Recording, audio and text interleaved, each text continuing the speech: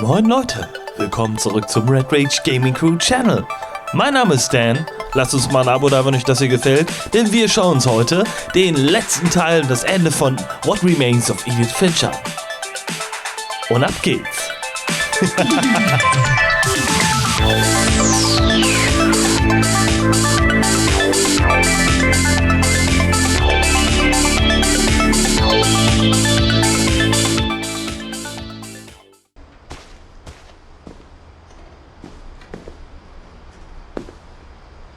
I can't imagine my mom ever writing poetry, and yet...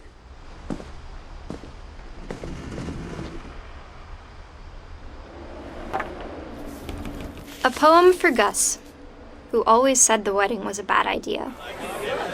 Our father never hit us kids, at least not very hard, before the day my brother said with teenage disregard that he'd be dead before he'd see a wedding in our yard.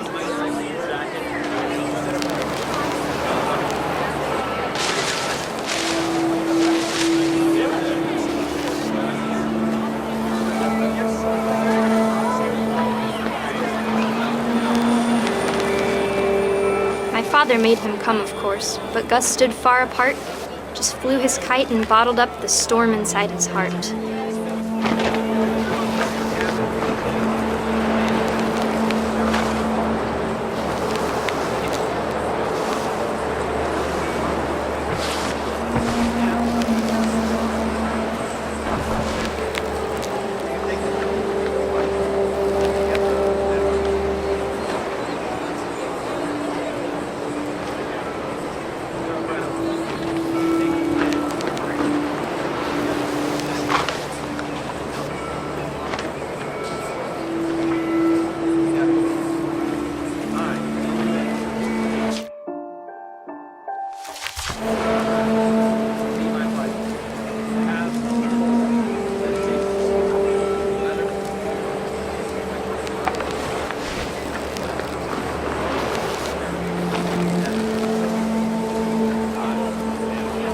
I tried to talk him out of it, but though he'd never met her, "We don't need a stepmom," were the words that I now pronounce you husband and wife.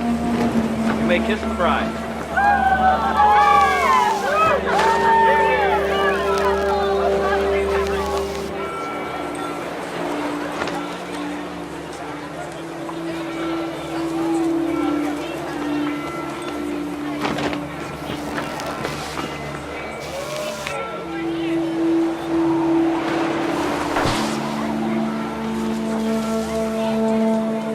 When the time for photos came, Dad ordered him to come here. But Gus declined and as a sign held up his middle finger.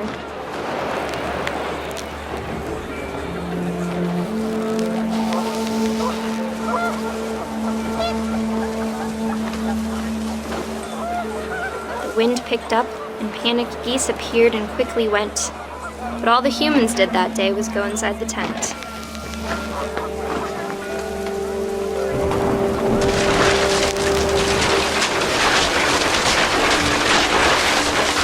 The rain came down in buckets then, but no one seemed afraid that nature might destroy the tent our dad had crudely made.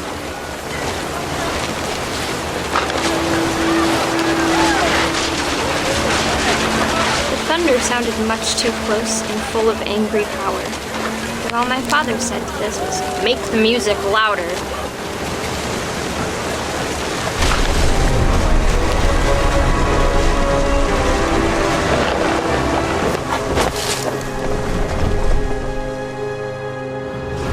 I wish that I could truly say I thought about you on that day. Out there on the beach alone, just you, the wind, the sea and foam. But I didn't, until we found you.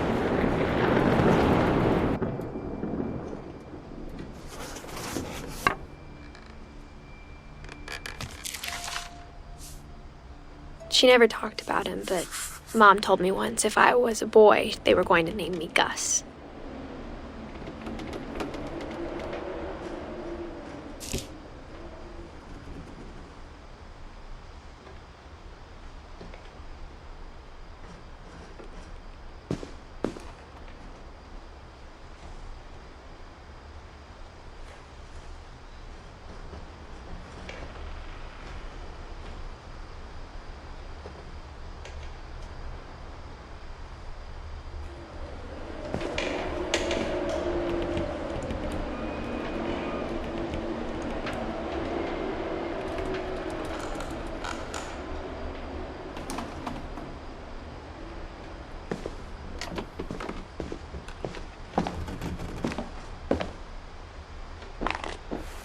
My mom moved up to the loft after her brothers died.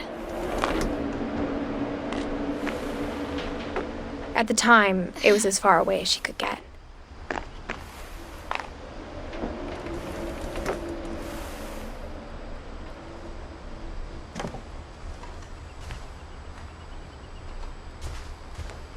She spent a summer building houses in Calcutta, where she met my dad, Sanjay.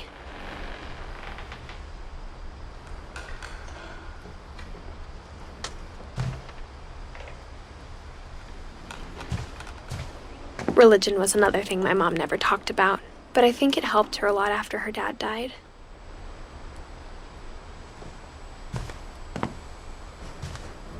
My mom moved to India a week after graduation and got a job teaching English. Louis was born a year later.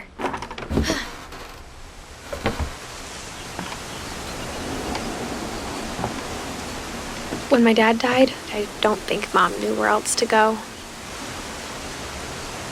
I'm sure Edie was happy to have her back.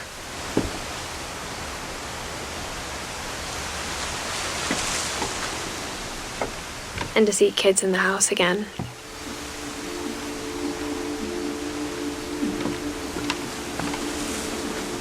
The house had to get a little bigger, but Edie was used to that.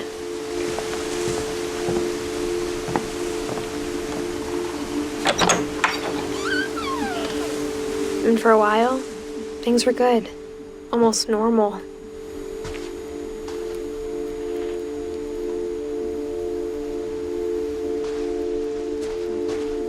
But it didn't last. The beginning of the end was Milton's 10th birthday, when Edie gave him a castle.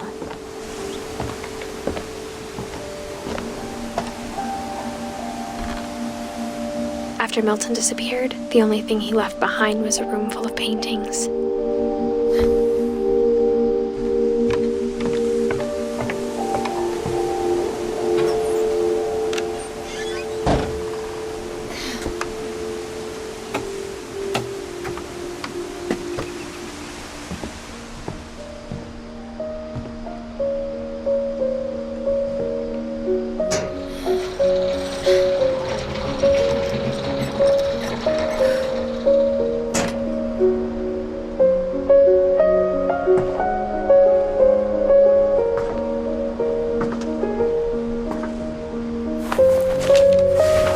Edith Finch in The Magic Paintbrush.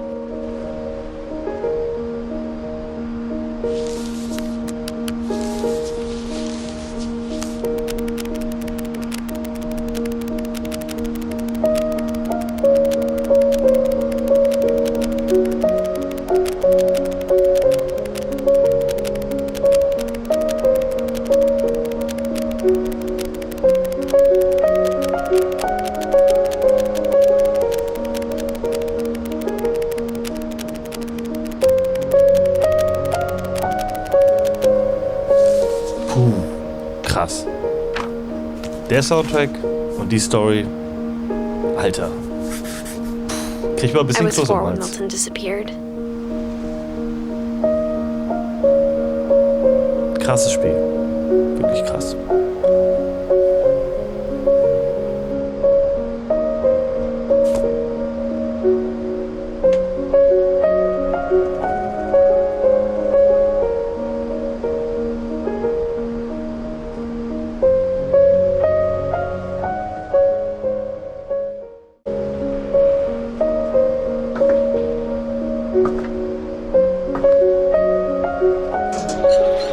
Mom spent months searching for my brother. Then she sealed the doors.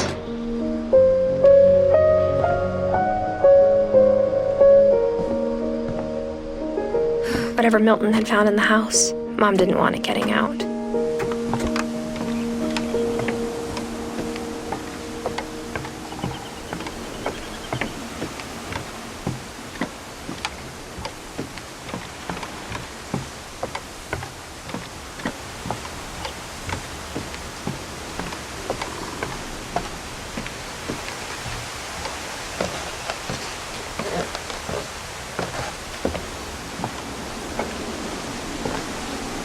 Mom definitely blamed Edie, but I think Lewis blamed himself. After he graduated, he just spent more and more time in his room. Until Mom got him a job at the cannery.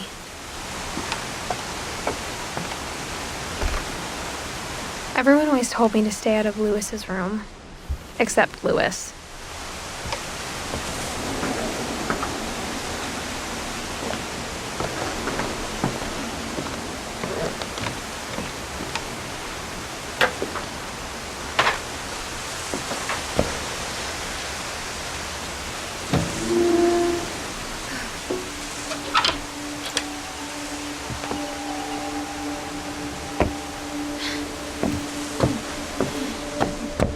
Lewis's room smelled very, very familiar. That part of him lived on.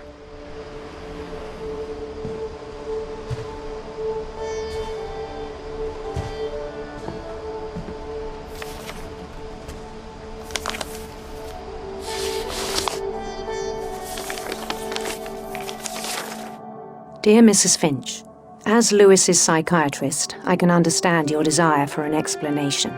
As I see it, the trouble began in January, shortly after we convinced your son to seek treatment for substance abuse. Newly sober, I believe Lewis first noticed the monotony of his daily life.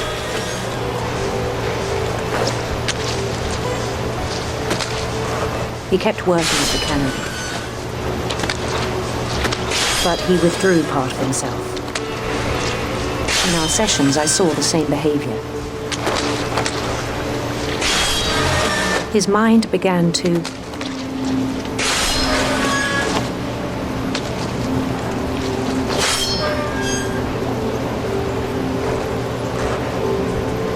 wander. I asked him to describe it. He said he started small, imagining a labyrinth. He'd feel his way about.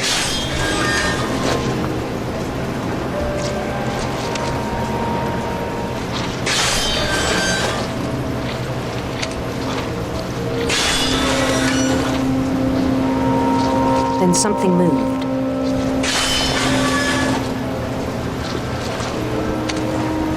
Bats. And toads.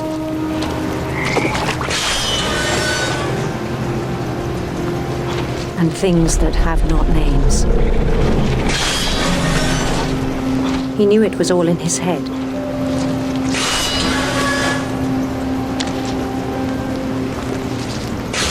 He took it very seriously.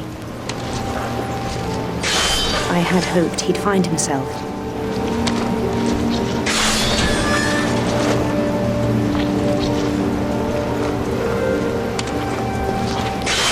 But he found something more.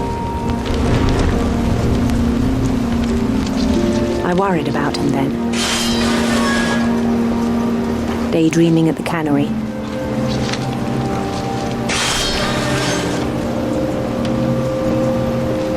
I spoke with his boss. But he said Lewis had become a model employee. Methodical, tireless, focused. Like a whole new Lewis. So I let him go on.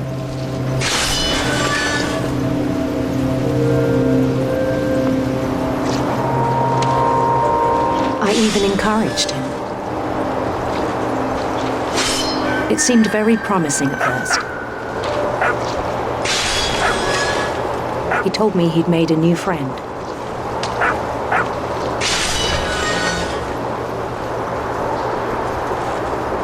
On the edge of a city he named Lewis Token. He built the city up slowly, brick by brick. Then he made musicians.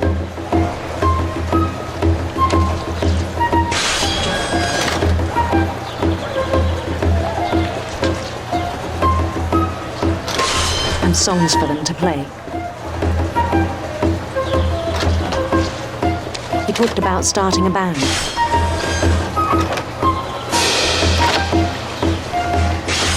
And he was always humming something.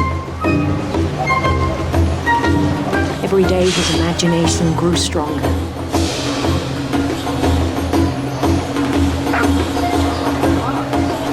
He no longer spoke at the cannery, but his chopping was as reliable as ever. Then one day it struck him that all the cheering crowds, even the stones under his feet, were all in his imagination, so he could do whatever he wished.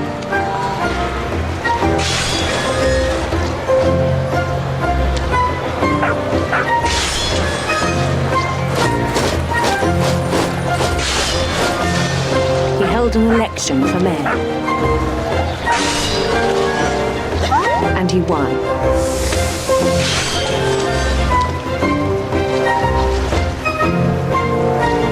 They begged him to stay, but his mind was already wandering.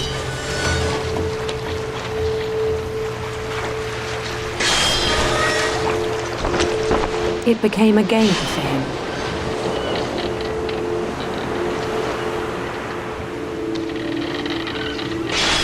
He'd conquer a city, then immediately push on. New Louisville.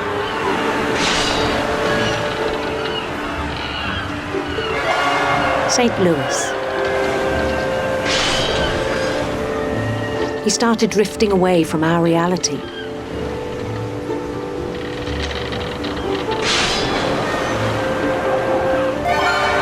Minneapolis, until one day he forgot to go home from the cannery.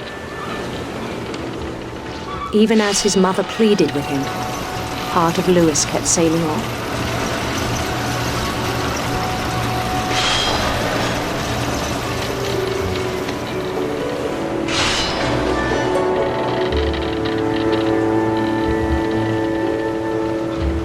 In Louisburg, he heard rumors of a handsome queen.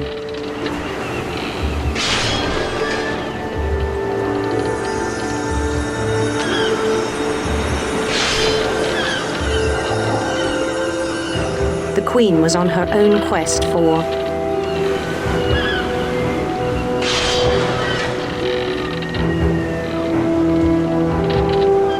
radiant rainbows.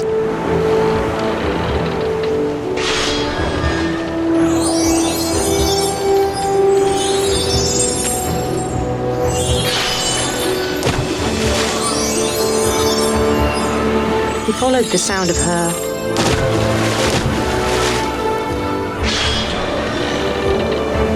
silver harp.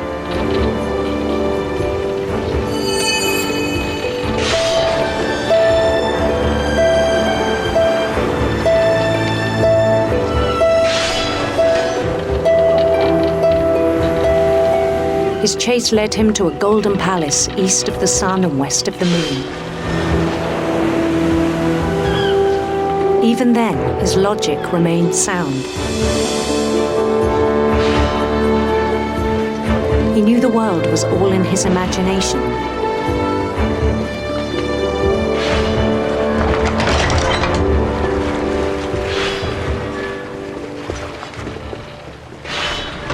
But he was so proud of having created it.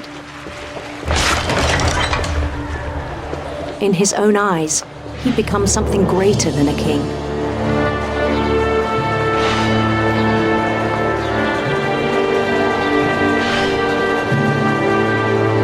For someone who'd never known success in the real world, I think it was overwhelming. And then it struck him that the real Louis was not the one chopping salmon, but the one climbing the steps of a golden palace.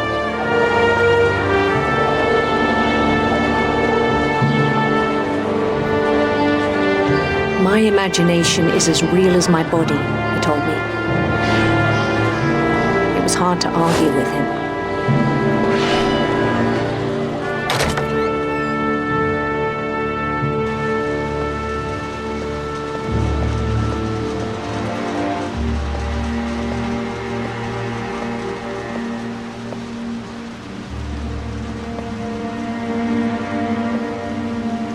He began to forget the world we know.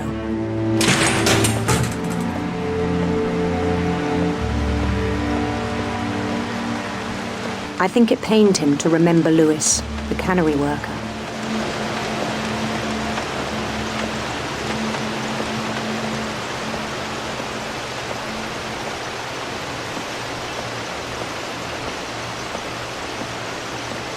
He began to despise the man with a royal contempt.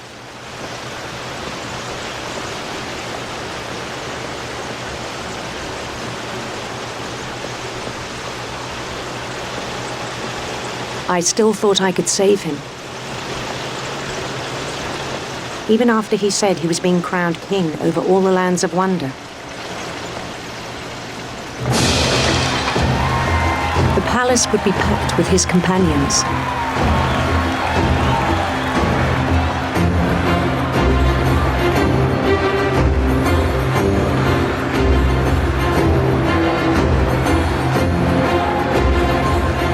Including the wise Calico who'd insisted on inviting him.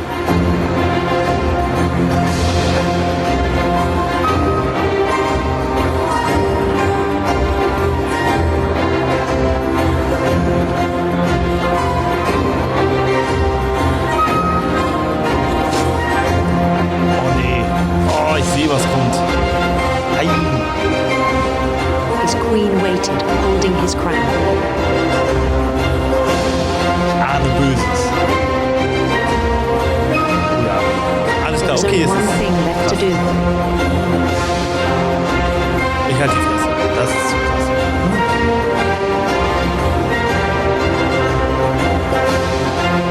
Bend down his head.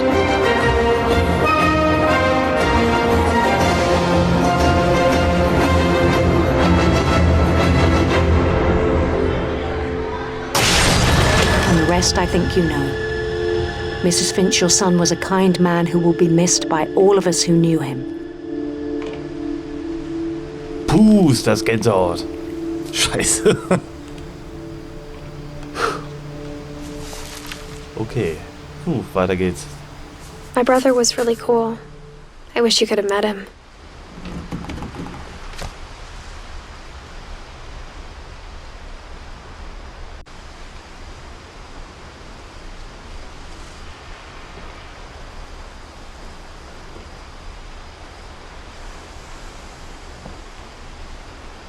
Louis and I spent a lot of time playing games together, but he was surprisingly bad at them.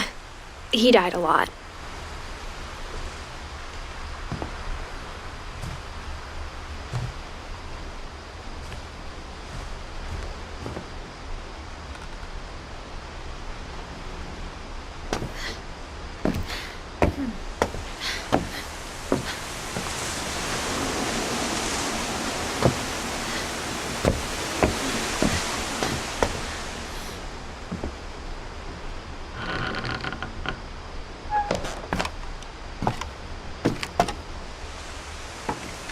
On the way back from Louis's funeral, my mom told me to start packing. She waited until the day before we left to tell Edie. I'm not sure if she wanted to make it easier or harder.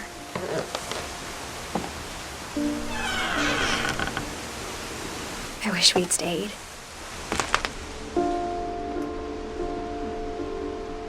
But I understand why we left.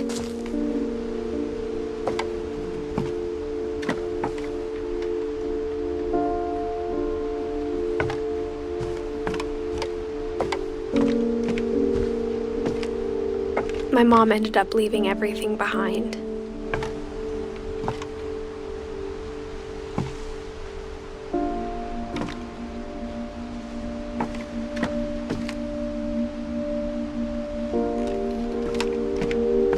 What happened that night had been coming for a long time.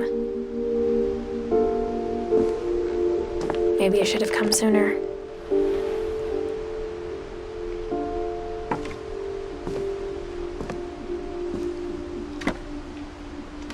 But it had to end one way or another.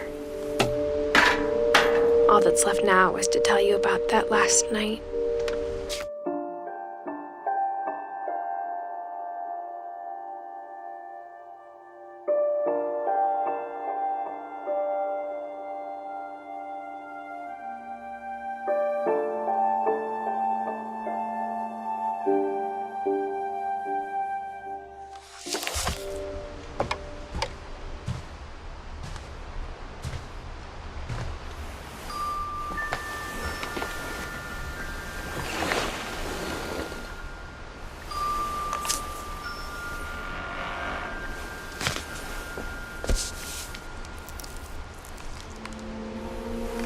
whole last day, Edie just watched us pack and didn't say a word.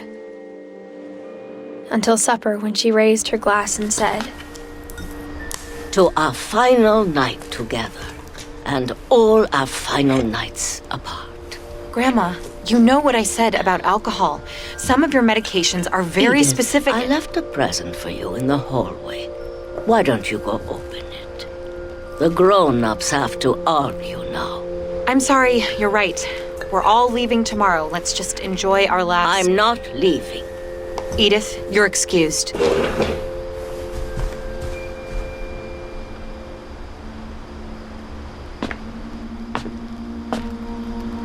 The power had been shut off that morning, but Edie always had plenty of candles. When my mom set up the library, I don't think she knew about the other entrance. Or that Edie had a key to it.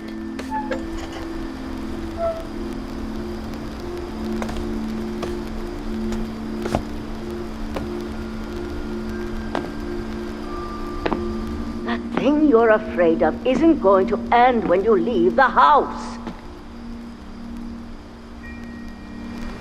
Edith has a right to know these stories. My children are dead because of your stories. I think it's best if Edith and I leave tonight.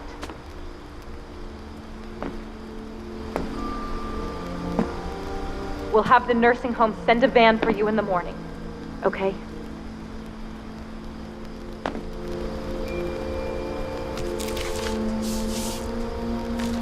Dear Edith, there's so many stories I wish I could tell you, but there's only time for one. This is about what happened on the night you were born. That night, the tide went way, way out. It was the first and last time I ever saw the old house aground. There'd been an earthquake out in the middle of the ocean. They called it the lowest tide in 1,000 years. God, it smelled awful. You know, I've seen that house every day of my life.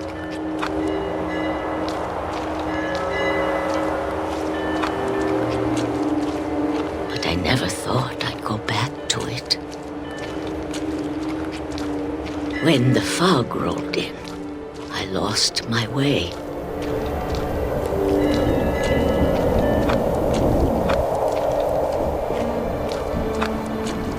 I got turned around.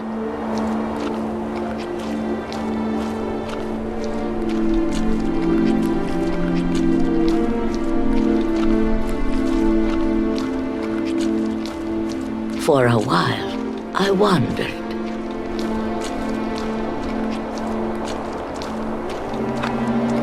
I started seeing things.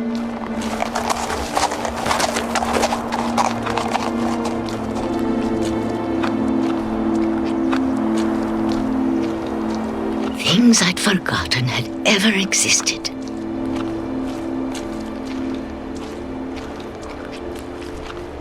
But when I saw them, they felt like old friends. That night, a lot of things came back to me. Or maybe I came back to them.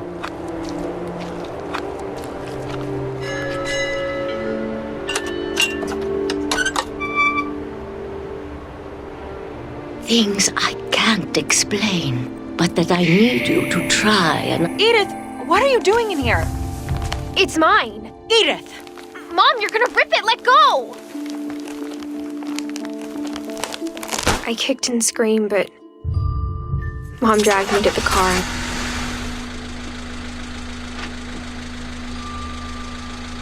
I never saw Great-Grandma Edie again. The next morning, the van came to pick her up, but she was already gone. After that, we moved around a lot.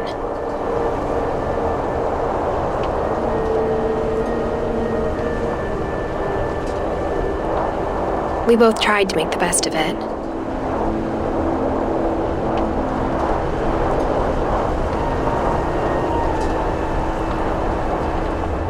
few years went by.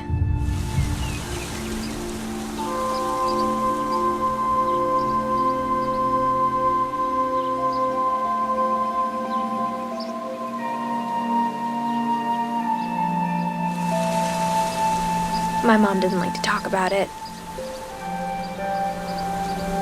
but she started getting sick a lot. The rest happened pretty quickly.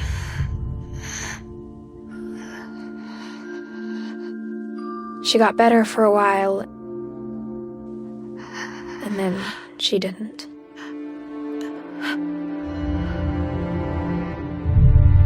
And then I was alone.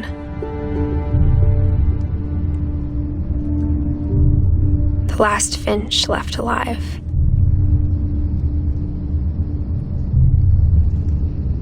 Until I found out about you. I'm still not sure what to tell you about all this.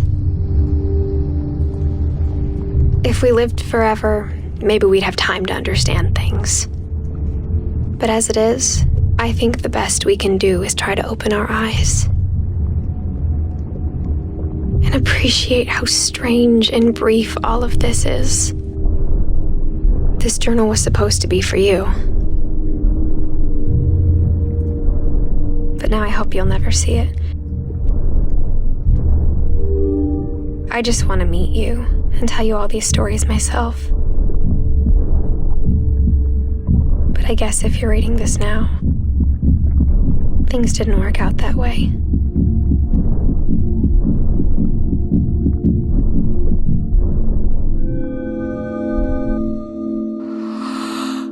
This is where your story begins. I'm sorry I won't be there to see it. It's a lot to ask, but I don't want you to be sad that I'm gone. I want you to be amazed that any of us ever had a chance to be here at all. Good luck.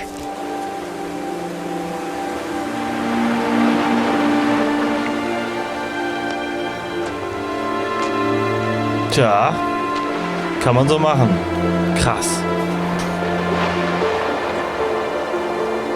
Ja, geiles Spiel. Also ich hoffe, das hat euch genauso aufgewühlt und auch unterhalten, wie es mich unterhalten hat. Krasser Scheiß. Respekt, deswegen lassen wir jetzt echt mal noch den Abspann hier laufen. Und falls euch der Abspann zu langweilig ist, ihr könnt ja gerne bis zum Ende, bis zu unserem Abspann vorspulen. Das sind ein paar Minütchen jetzt hier. Aber ich muss sagen, aus Respekt an den Entwicklern, die so ein krasses Spiel geschaffen haben, lassen wir den mal durchlaufen.